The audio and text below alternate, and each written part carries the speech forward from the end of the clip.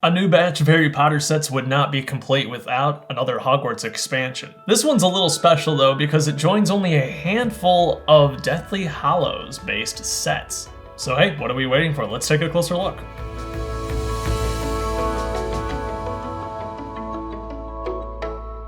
This set was sent to me early by the LEGO group to review, but you can pick yours up starting on March 1st. This is set number 76413, Hogwarts Room of Requirement. It is another Hogwarts expansion that is in the same style that was started with the 20th anniversary sets, and likely the first of several to come this year. In total, you're looking at 587 pieces here, and it retails for $49.99. That's only $5 more than the Black Lake set also releasing with this wave. We might as well get it out of the way right away. I mean, the price of this thing is fantastic. Over the last few years, Harry Potter, which was actually a pretty reasonably priced theme for a while, started getting its prices hiked up a little bit.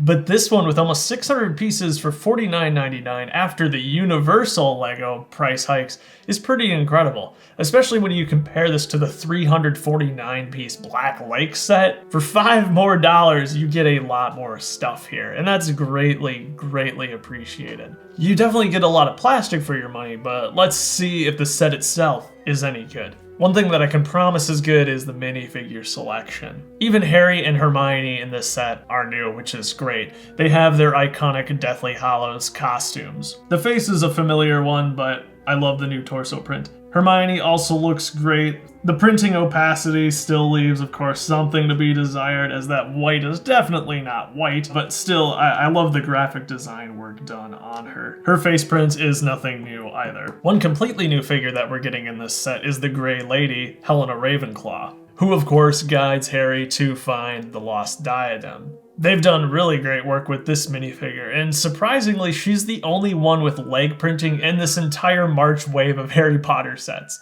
Or dress printing, rather. She's actually got silver detailing all throughout her minifigure, including the head, where her eyebrows and lipstick are done in silver. She's got an alternate face that shows when she yells at Harry in that one scene. But yeah, really well done minifigure. This is one I never would have expected to have gotten in an official set, but including her here makes sense even if she doesn't travel to the Room of Requirement herself. Next up is Draco Malfoy. He does have a new double-sided head for this year, which features an appropriately mean-looking face, and then a terrified expression for when he almost gets roasted alive in the Room of Requirement. Surprisingly, his torso print is actually that from the direct-to-consumer, the really big, really expensive Hogwarts Express. This is a much more affordable set to get that torso in, so it's really nice to see that here. Lastly, we have Blaise Zabini, who is also a brand new figure we've never seen before. He's also included in one of the banner sets too, with just mild changes to his costume. He's still wearing some Hogwarts robes. Yeah, solid minifigure lineup for a set this size. All of them are exclusive in some way, and some are really special. You can't go wrong here. Then we get to the build itself. Much like many of the other larger Hogwarts expansions that have been produced recently, it comes with several different modules. There's these two roof bits up top here. I mean, in terms of their appearance, they seem pretty average. There is the side tower too, which is a little different from some of the other things we've gotten, but I think they make pretty cool use of this curved railing piece. There's another little build to add on the side, which is this much smaller tower too. The interior of these sections leave a lot to be desired. The upper section here has a cool scroll build with another sticker on it, and beneath that is simply a wash basin. I really dislike the use of the 8x8 grilled plates here. It just removes so much potential by eliminating all those studs. There's really not much you can put on these, unfortunately. In my mind, this will always be, something I associate with life on Mars. It's not medieval, it's not castle, it's not fantasy, it's sci-fi. And it's so bizarre to me that they keep including these in these Hogwarts expansion sets. A regular 8x8 plate would be much better and offer so much more potential for making some interesting interiors and stuff like these. But of course, these are not the focus of these sets, so I can't complain too much about them because we have a much bigger, much more interesting part of the set, which is the Room of Requirement itself. Much like the actual Room of Requirement, you can disguise the entryway simply as a wall.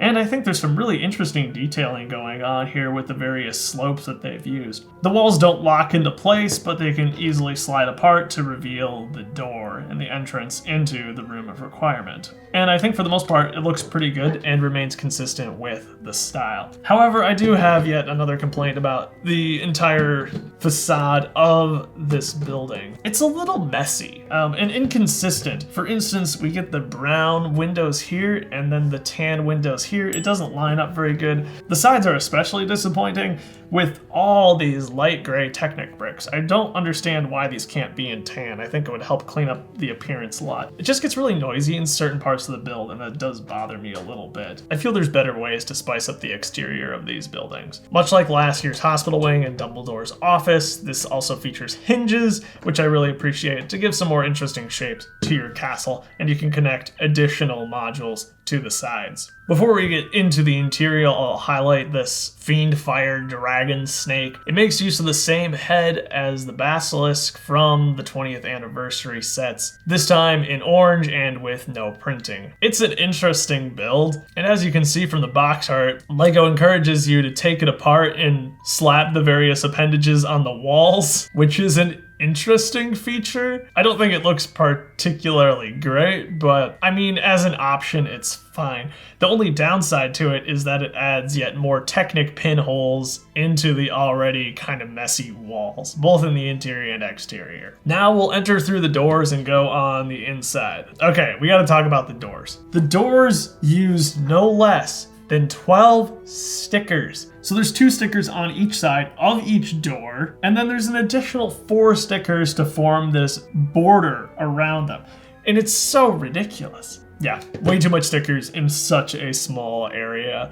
Would have much preferred some proper brick built details, especially for the border. I can understand the actual doors to some extent to get that iconic look, but the border did not need to be stickered like that. All that being said, I actually really like the look of the interior of the Room of Requirement. My favorite part is the piles of junk. There's so much fun stuff going on in there. There's all sorts of boxes, random minifigure accessories. There's even a Cornish pixie. In this box here, there actually is a Basilisk Fang to destroy the diadem, and the diadem is precariously perched on this chair here, which is really cool.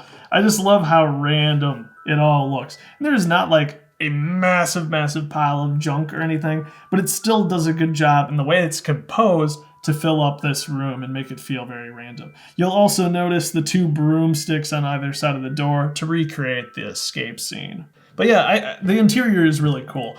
The huge vaulted ceiling is awesome. Some more fire elements too, besides just a big kind of weird looking snake thing, might have been useful, but overall I think the designer has captured the scene very well. Ultimately, the exterior of this set is very forgettable and it blends in with a lot of others. That is kind of the downside of this modular approach to the Hogwarts expansions. You get a lot of things that look like each other, they're all sized the same, but I'm glad they took some time to really flesh out at least the bottom level's interior to make it something really special. I do think that this approach to the expansions is better than the first one. Even though you got some really beautiful models like the clock tower and the astronomy tower, the playability of this system, like that of the 2001-2002 sets, is phenomenal. The fact that you can continually expand on your castle year after year is really, really cool.